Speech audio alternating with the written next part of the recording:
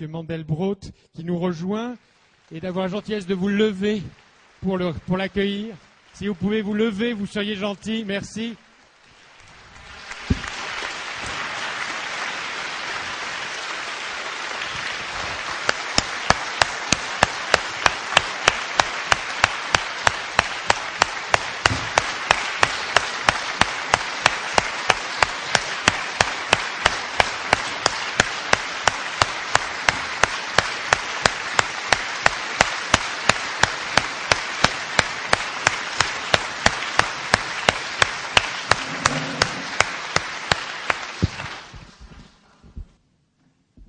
Prenez place, monsieur.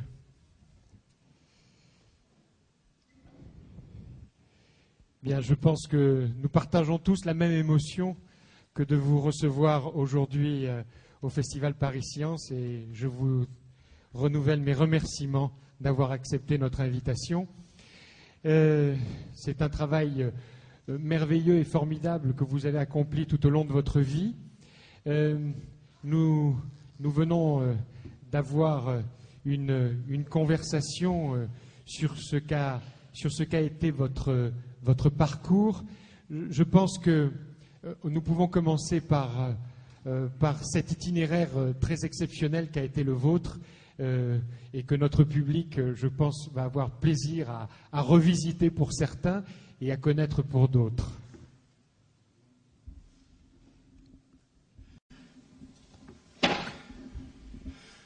Merci beaucoup de m'avoir invité à venir ici, c'est un plaisir. C'est un peu bousculé, mais enfin je suis un peu endormi, un peu dans, je ne sais pas quelle heure il est ce matin, mais excusez-moi pour ça, mais je vais faire de mon mieux. Que dire de ma vie? Pour commencer, je suis né à Varsovie. Ma vie, mes parents étaient très inquiets et du fait que la Pologne était dans un état d'instabilité extrême et de l'avenir paraissait très difficile. Donc, ils nous ont amenés à Paris. Mon père était déjà à Paris. Et donc, je suis venu à Paris quand j'avais entre 11 et 12 ans. Et ça a été, bien sûr, un changement énorme, et en particulier, donc, un changement de culture, de langue et de façon de travailler. Et puis, la guerre est venue. Et la guerre, pour moi, a été une époque extrêmement importante. Par hasard, du fait de ma naissance en 1924, c'était l'année cruciale de l'adolescence que je passais pendant la guerre. C'était à Tulle, dans la Corrèze, un pays, comme vous le savez tous, très pauvre, un département le plus déshérité de la France. Et j'y ai vécu dans un monde que la guerre a un peu évité pendant un certain temps. Quand la guerre est venue, le massacre de Tulle, je n'y étais plus. Mais en fait, le fait d'avoir mûri dans un milieu où j'étais extrêmement isolé, j'avais plusieurs amis, et bien sûr j'étais au lycée et tout le reste, mais j'étais très isolé, ce fait a influencé toute ma vie.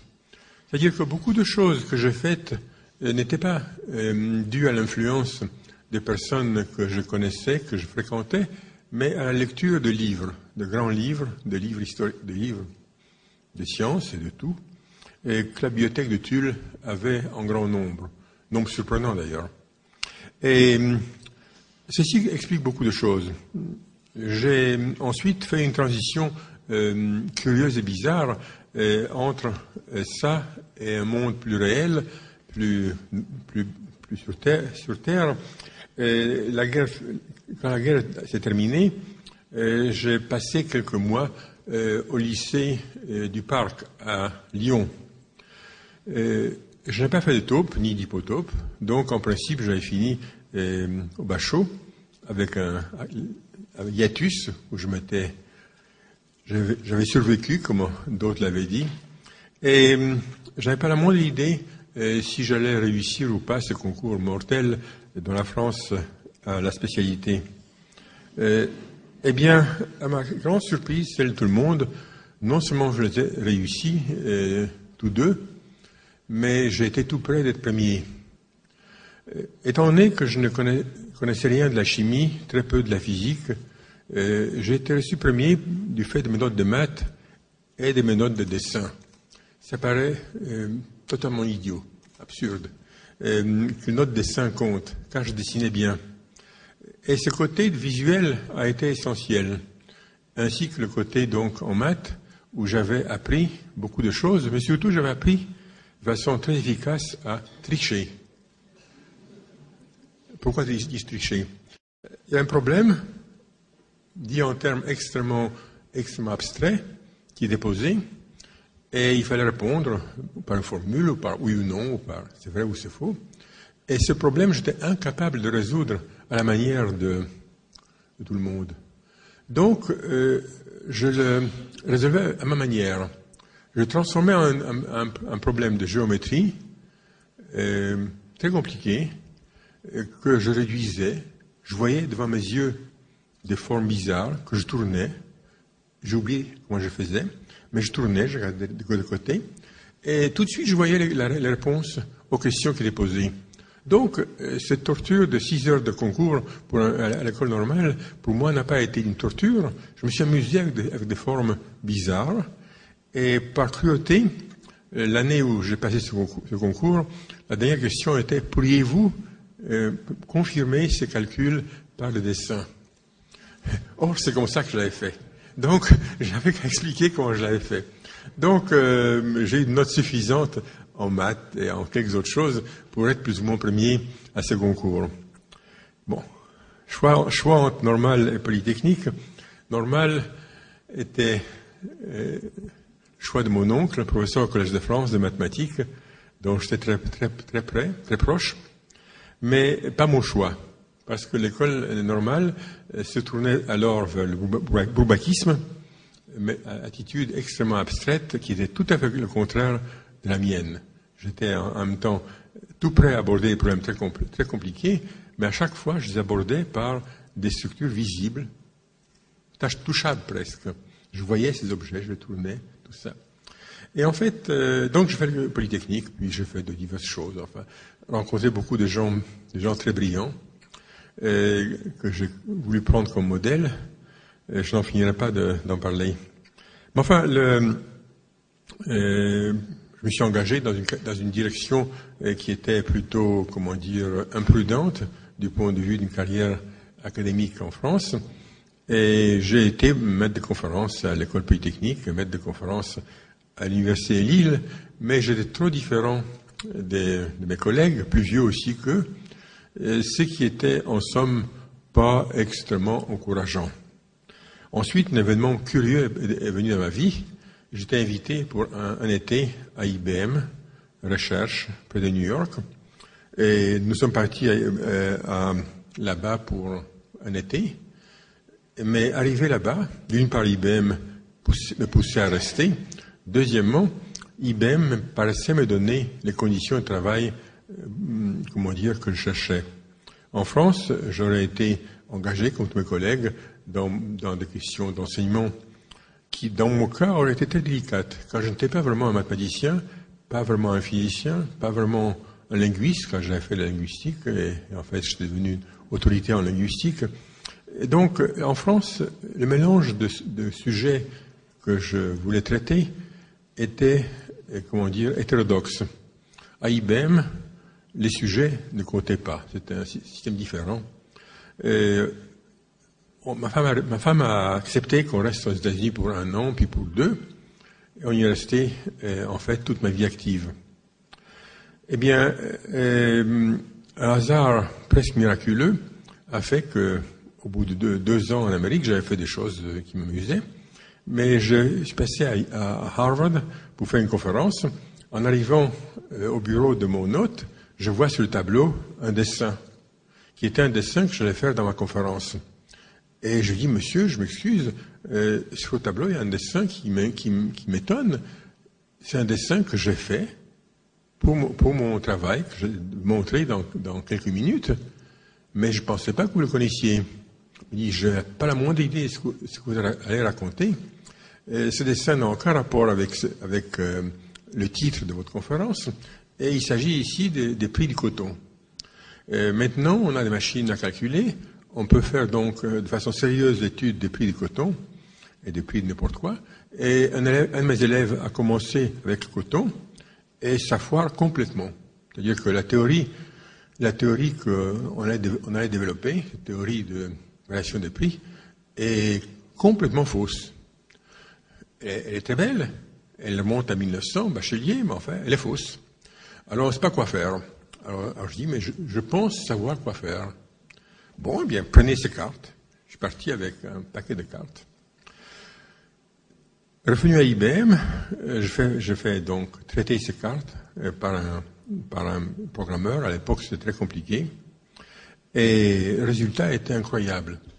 Les prix du coton étaient complètement différents de ce que la théorie que tout le monde utilisait prétendait qu'ils étaient.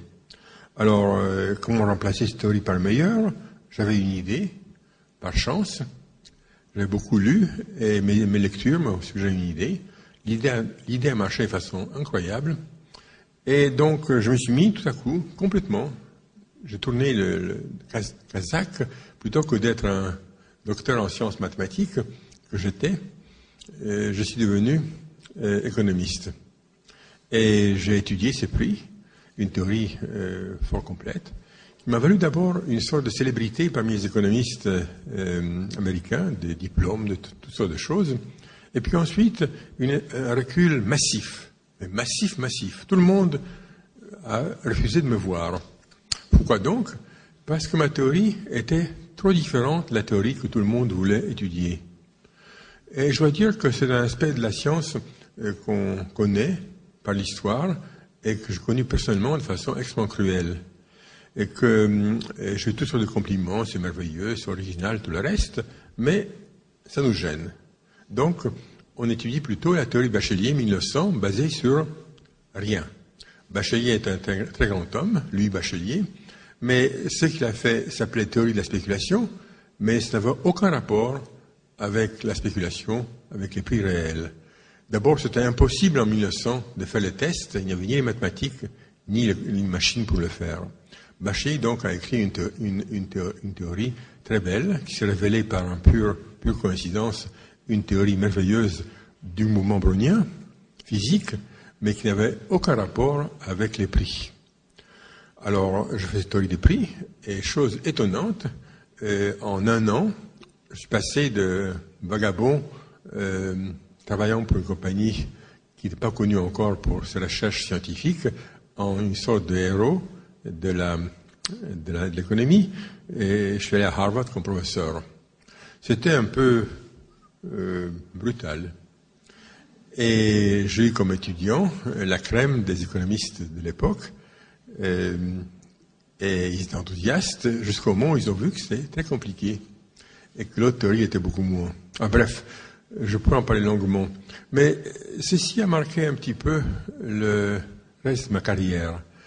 En somme, être à IBM m'a libéré de ce poids qui, dans mon cas, était faible, mais qui existe pour tout le monde, le poids d'être un économiste ou un mathématicien ou un physicien appliqué. Ce sont domaines distincts où on pense différemment et où on tolère des approximations différentes, on tolère des choses distinctes. Et puis moi, je me suis dit, je n'ai pas besoin de me soucier de ces choses, je reprends tout au début.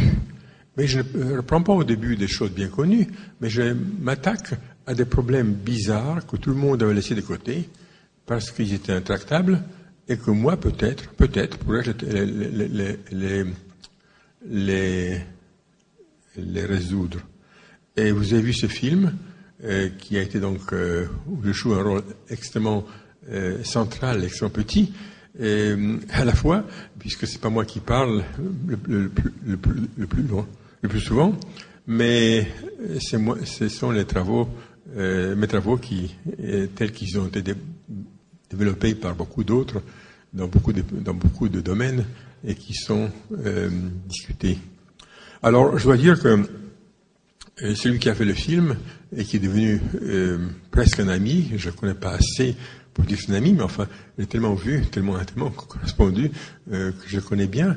Il m'a avoué qu'il avait préféré choisir les sujets qui étaient, bien fermés et qu'il comprenait très bien. Il dit, si moi je ne comprends pas, mes clients, si je peux dire, comprendront encore moins. Donc, ce que vous avez vu, c'est un choix basé plutôt sur la possibilité de présenter en termes simples et brefs mes idées sur divers domaines tels qu'ils ont développés par diverses personnes, dont beaucoup sont très bons amis, d'autres sont de très bonnes connaissances, etc., etc. Alors, à quoi ça a mené? Eh bien, il y a eu un changement en cours de route très fondamental. D'abord, je me suis laissé à une sorte d'abandon complet, c'est-à-dire que je ne pensais pas du tout à l'idée d'un domaine, dans quel domaine je travaillais, mais je pensais en termes de problèmes discrets, une anarchie complète, problèmes que je pourrais peut-être résoudre ou améliorer ou mieux faire comprendre. Mais il est évident que ces problèmes étaient choisis suivant mon goût. Un goût très précis, un goût qui était beaucoup plus dirigé de façon inconsciente que je ne pensais.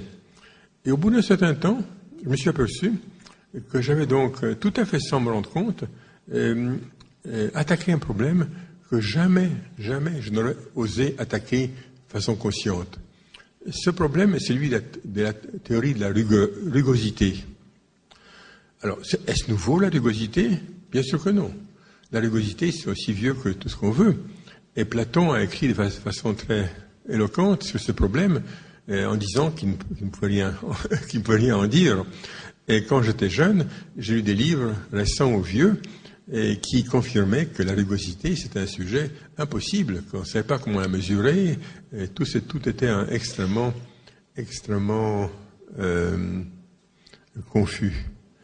Alors, or, ce que j'avais fait, c'était en fait une théorie de la rugosité, très distincte du point de vue de ces structures mathématiques, de la théorie du chaud et froid, de la théorie de couleur et de la théorie du son, mais basée sur d'autres mathématiques, en bonne partie existantes et en bonne partie donc créées par moi. Et cette théorie a un aspect, purement théorique, et ce qu'on a appelé l'ensemble de Mandelbrot, et entièrement théorique, c'est donc une application. C'est une forme très belle et très compliquée, dont j'ai eu un plaisir incroyable à découvrir les premières beautés. Mais en fait, c'est une théorie d'une structure bien définie mathématiquement, par conséquent capable d'être traitée en théorie mathématique pure.